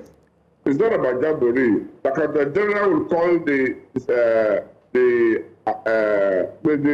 General, will invite the Director General to brief him on all income so received. He will also invite all the various ministries first to be able to ascertain how much was appropriated, how much was spent, how the money was spent. The General will brief the Auditor General. And Auditor General will now do his investigation and make a report, send it to the State House of Assembly. The State House of Assembly will now set up a committee to look, the finance committee to look into the audited report. Thereafter, Abbas will be invited to discuss their finding. And if they are finding, if you cannot defend their findings, the House of Assembly has the right to power to issue a warrant of arrest on him. It's a matter of state fund. It's not a federal fund. His argument was that he was appointed by Mr. President. Mr. President appointed you to work for Rivers people. As a Rivers people, by law in our constitution, under section 125 to 130, it's very clear that you have to be accountable to the people of how you spend their money. 2, this case will be a test case to the Tinubu administration. The Auditor General of the Federation can also invite the Accountant General of the Federation as to ascertain how much exactly was given to the state and collaborate with the Auditor General of the state with a view of finding the total expenses and those that were rooted away, and also report to the National Assembly. But I have a fear. My fear today, and why the story was ghosted, is because we don't have the judiciary anymore. The judiciary has been compromised. The judiciary becomes an appendix of the presidency. The National Assembly has also become a theory of separation of power. And because there's no theory of separation of power, people do whatever they like. And therefore, he believes that even if he's indicted, the law will cover him because there's no longer justice in Nigeria. All right, sir. The justice system is sleeping. Otherwise, he has no right whatsoever to come and say he will not face investigation. All right, sir. Now, he said he spent 20-something billion. Sir Saribe, we're having issues with your connection, sir. We apologize, but your connection is coming in and out. We hope that we can sort that one in a bit. Solomon, if you're still with us, can you shed more light on any insider, or if you have any eyewitness account about how the project, like the Assembly Complex renovation, how it was handled under Abbas before the return of Governor Fubara? Project is still Hello. Yes. Sorry, let's try and coordinate here. Sir Saribe, we are having issues with your connection, sir. So if you can hear us, we will sort that out in a minute. Until then, we are unable to get you clearly, sir. Our apologies. Now, Mr. Solomon, Queen was asking you a question just there. Yes. And she was asking if you can give eyewitness account on perhaps maybe certain projects like the renovation of the Assembly Complex was handled under Abbas. Well, of course, one thing that is very clear in the whole impasse that happened here was the fact that majority of the things that were given as a reason for the declaration of the state of emergency here in Rivers State were mere trumped up, allegations that did not represent the true reality, of Rivers State at the time. And I have always maintained, too, that a mere political crisis between, political members of the same party is not enough reason to throw an entire state, into the state of hibernation like we had here in the last 6 months. So talking about the projects, that Abbas did, I can tell us here without any fear of contradiction that Abbas never embarked on not even a single project, all the period that he stayed here. What we heard and saw were political rhetorics, hollow comments that were made each time that the sole administrator intended to fritter away money, on whatever guys. So the issue of the renovation of the State House of Assembly, that was a project that was, awarded by the governor of Rivers State even before the suspension. Because mind you, even before the impasse that happened on the 29th of October 2023, where the State House of Assembly, was affected, that place had been declared not fit, for inhabitation, by state assembly members, and that place has already been earmarked for renovation by the previous government.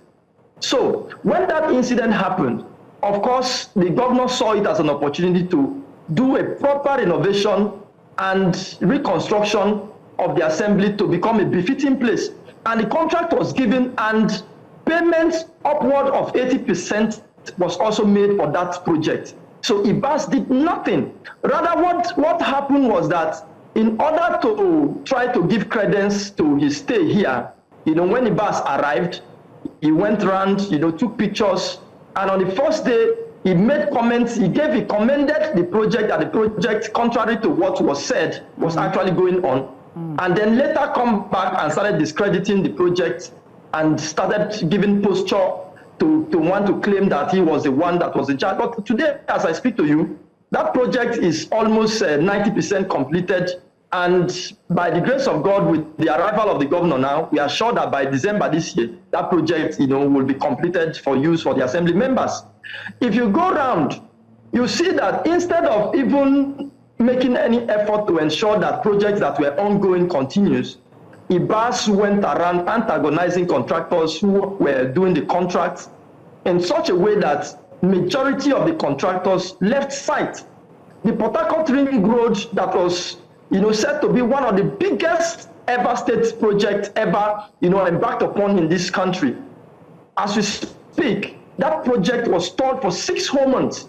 The Songhai Fund that the governor had ended up completed, arrangements, to kickstart, was also brought, to a standstill. So Ibas did not do one project, and I challenge anybody to come and mention one project that Ibas started during his period here as the sole administrator. Not one. Rather, what he did was to meddle into things that were not part of his briefings when he was sent here in Rivers State, like the confusion that he set and the problem that he caused, in the state civil service that the governor is grappling with today. So it was a very unfortunate period, like many people have said. This period was a period that brought us back, to the inception of this state, to the period of our inception, like in 1967. And it is not something that people will just ignore. Of course, we are a state governed by law. We are in a country where the Constitution is supreme. Definitely, there are laws and extant, provisions that requires that when you have been given responsibility of such magnitude, at the end of your tenure or your administration, you should give your account of stewardship for what you have done. And the case of Ibas should not be an exception. There is no reason why Ibas' case should be a difference. Right, the president that sent him here did not send him on the errand he came here to do. A lot of things that he did when he got here was not in the brief that was given to him. And with all fairness to Rivers people, I'm sure even the president himself will also ask that Ibas should give account of what he did with the resources that was accrued to Rivers State under his stewardship. So, Mr. Solomon, that is what he did.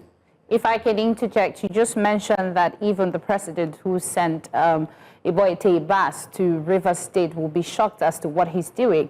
Now, we see that even when, they had the Rivers State election, a lot of people were saying that it was going to be null and void because you're not supposed to have election on the state of emergency, knowing fully well that he was not an elected governor. So my question to you now will be that, do you think that he will be questioned by the president, or this will be overlooked, knowing fully well that, he ran the state for the past 6 months? And he also mentioned that, the former people in the administration were not very open in terms of the financial records that they had. So what's your take on that? Well, I think I belong to the civil society, and then we are taught in very, very strict, manner to allow things, unfold, because whatever we say, has to be founded on truth. I think to want to second guess what the president would want to do or what he would not want to do would not be, a very, proper thing to do. Okay. Because of course, the obscurantism of governance most times does not allow you, who is not a member of cabinet or who is not a part of a government, to actually see the end of what government is doing from the beginning. But if we go by what has happened here in Rivers State so far, okay, a situation where most people have said that what happened here was a complete state capture, which to an extent I also share in that thought. One would believe that Ibas, would have gone, scot-free with all of the maladministration that he superintended here. But again, I think it is still early in the days. Let us see. The governor is back. It's just about a week and few days now that he came. Let us see what happens. The governor had also paid a courtesy visit to the president and had also met him twice, since he resumed office. I'm sure that there are ample time for the governor to actually look at the books and then go back to the president,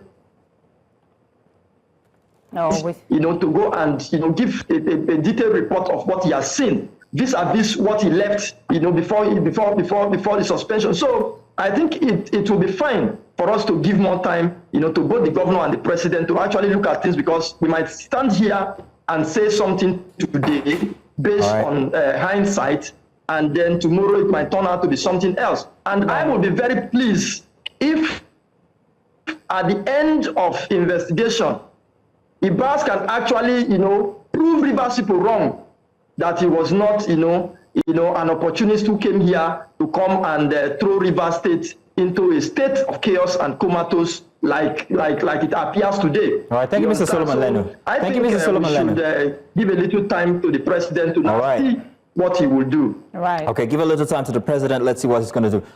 Sir Sarigbe, I'm hoping that we have you back now. Please, could you indicate if we have you? Let's see. Sir Sarigbe? Yes, we do have you. So, sir, I'm wondering, how exactly should this matter be handled? The structure, let's put it so, the structure of this probe, how do you think it should be handled? Should it be an independent trial, an independent panel? Should it be a public hearing? Should it be public oversight? How exactly do you suggest that this probe be handled? Like I said, there are constitutional framework.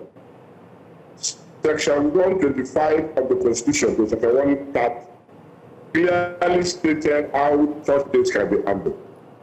The House of Assembly will direct that to the General of the State to investigate and give them, or take their activities on Rivers and give them a report. Upon the receipt of that report, they will set up a finance committee to look at it. And if there's need for public hearing, they will have a public hearing. And they'll come up with... So we're still having issues with your audio, in fact, your connection generally. We apologize for that, but unfortunately, we might not be able to further on that one.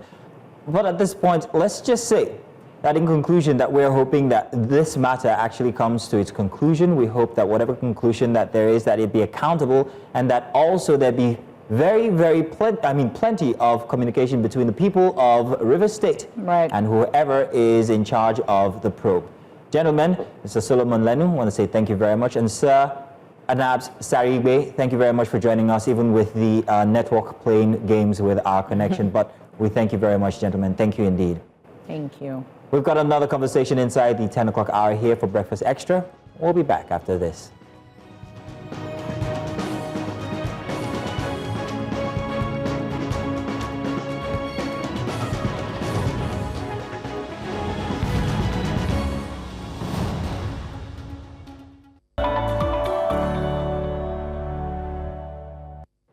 Welcome back to Breakfast Extra. Digital services have evolved rapidly in Nigeria over the last decade.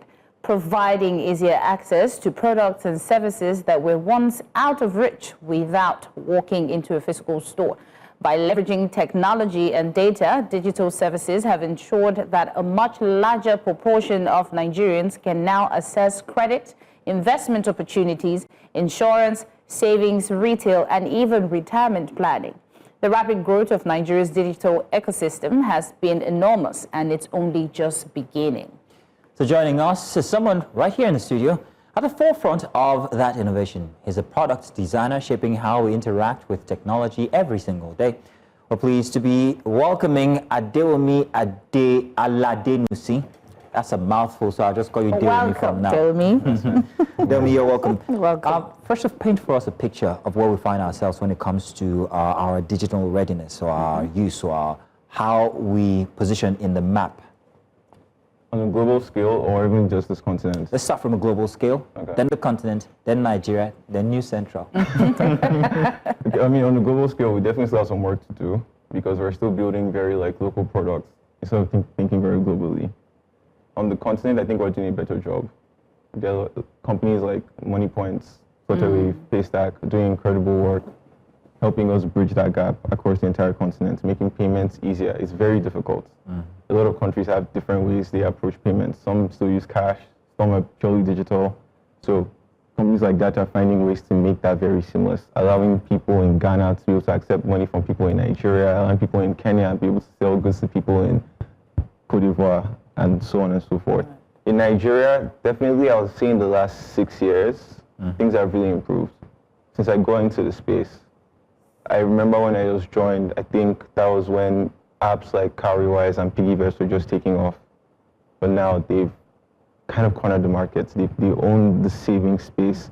Again, the Flutterwaves and the Paystacks are now established organizations. We have Money Points, we have OPay, we have PoundPay. There's a lot of growth. It's a new central, I don't know. Or we'll employ you to help us, maybe for payments and all of that. For sure. But, Queen, can I go on? Continue, okay, fine. I told you I got you.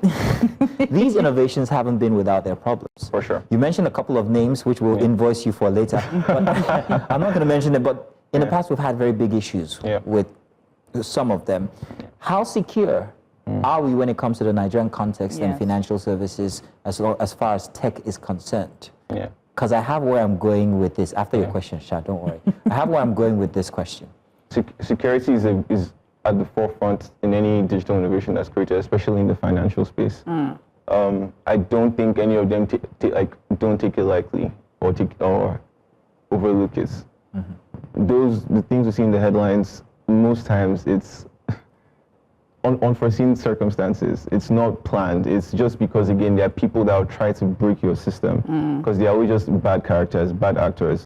Anywhere you are, any product that you design or build, there are people that will try to break it. And I don't know why, but they find joy in doing things like that. But if you say you've been in it for, in the past 6 years, Nigeria has taken off. It's improved. It's improved. So I'm wondering, as it's taking off or improving, are we also improving with security? 100% we are. Now, statistically, where do we stand in comparison to other countries?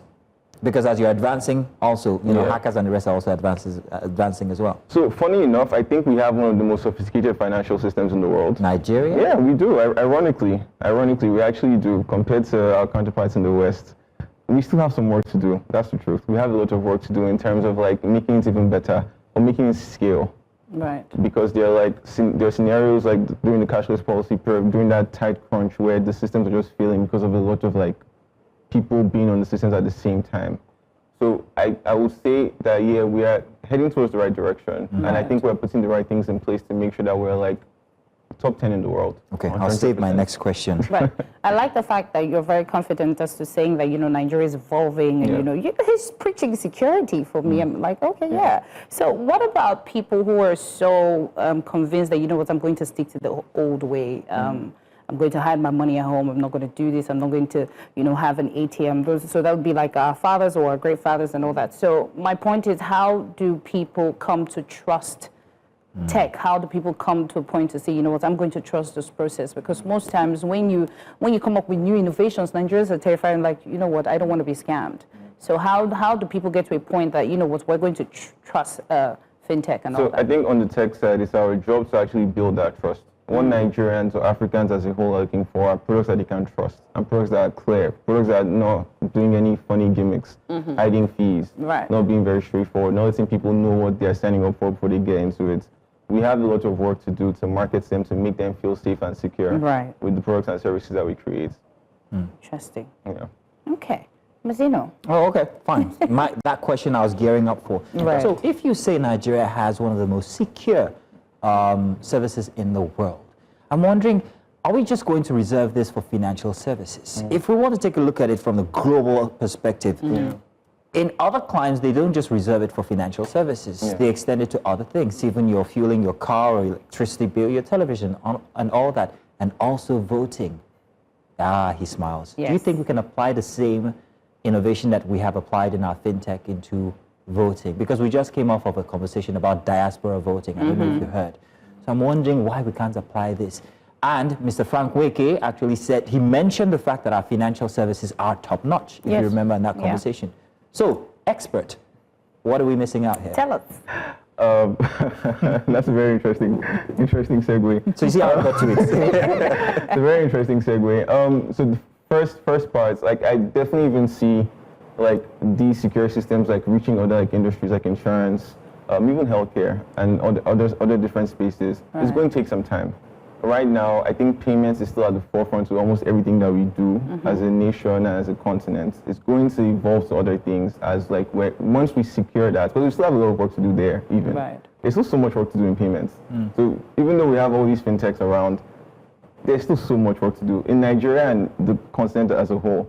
In terms of voting and like more robust systems and more digital systems for that, I'll leave that to INEC, but I'll leave that to INEC. But I would say 100%. There are definitely ways that we can have like more, like diaspora voting with better digital identification. Once you're a Nigerian anywhere in the world, you should be able to vote. To be honest, so. Yeah, I'll leave that. It's okay.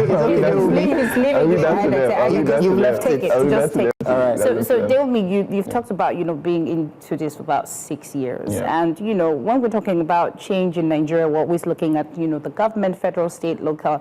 So is the government involved? Are there government organization involved in this fintech? Because if you're telling us now that we have one of the best, like Mr. Frank Weke mentioned, it means there's some things that's going well. So my question now is the government involved? I want to know so that in case if the government is involved, let's know how they will now navigate, because it feels like they'll either say logistics is happening in one problem for diaspora voting or something, or insecurity. So is the government involved in the fintech? I think it's very difficult to say.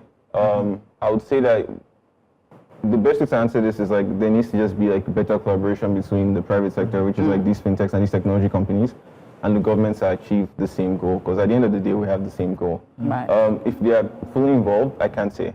I wouldn't prove it to that. Well, I'll jump on that and say this, regarding reforms and. Is it tax reforms now that has just been introduced? Why? Why you keep... No, I'm just like, looking for the next committee to hand it over. I think he's preempting my question. He's like, where's this guy going now? Where's this guy going now? But interestingly, don't let me lose my train of thought. Tax reforms have just landed. And whether we like it or not, there's a tech involvement 100%. There. So that means, to bridge in your question, the government is involved one way or the other. I don't want to ask how safe am I. I just want to know how private my information is, because now it's beginning to seem like the government can go into my account and take out money without my permission, and so that's the biggest fear most people have, and I'm wondering whether this is a valid fear. I think new things scare people, and then this is definitely a new thing that they're trying to do. I'm not going to act like a tax expert. I'm not. I work in technology, so if we let them figure it out, then we find ways to bring it into the tech. But I don't think you should be worried about that. I think the government's doing a great job to like make sure that like all their citizens are safe and secure. in terms of the new innovations and the new reforms that they're putting in place. Right. I think this would just be one of them as well. Very safe answer. Right. So there will be so the question now will be database. Okay. I feel like one of the issues that we have is database, having to, merge our database from BVN to NIN to your phone number being your account number. I'm not trying to give you a job, but to what extent, what is the safest technology? What is the technology that, it would be so hard to break, that will be able to connect all Nigerians and have our database? How expensive? Just give us an estimate, because I have a reason. Yes, I have a reason why I'm asking. How expensive will it be? Because, every year we get budgets for different things. I would like to see if a budget for a database can be one of the budgets for, No, 100%. I've never been a fan of the multiple digital identification methods. I don't know why we need multiple numbers just identify that we're Nigerians. Right. It would be very difficult to guess a number. Right. To be honest, I don't know Nigerians full. We hear different numbers that you throw around. I don't know how many Nigerians actually exist. We hear 250 million. We hear less than that. So it would be pretty expensive, to be honest, because it involves a lot of like you said, merging, and it's very very old and legacy systems, because the BVN is pretty old. It's an old innovation. The NIN is newer than that.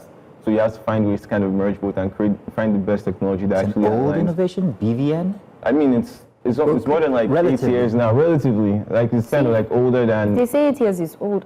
no, I just go home. But, I don't mean old old. You're fine wine. But the reason why I noted that is, if you're calling it a BVN old, then that means it's on its way to becoming obsolete. But we're still very engaged in the use of BVN. Oh, okay. So, of what use is it if it's going out of fashion now, and we're still touting it as world-breaking? We use BVN. I mean, so maybe I should change the wording I used. When I say old legacy systems, there are products that we use that use legacy systems, Twitter or X, for example, uses legacy systems, and it's still operating really. What is a legacy system? Basically, there are new technologies that come almost every year. So a language like C++, for example, if that's what they used, you can call that a legacy system. There'll probably be a better language that you can use in place of that now. I don't know what they used to make BVN or NIN or whatever.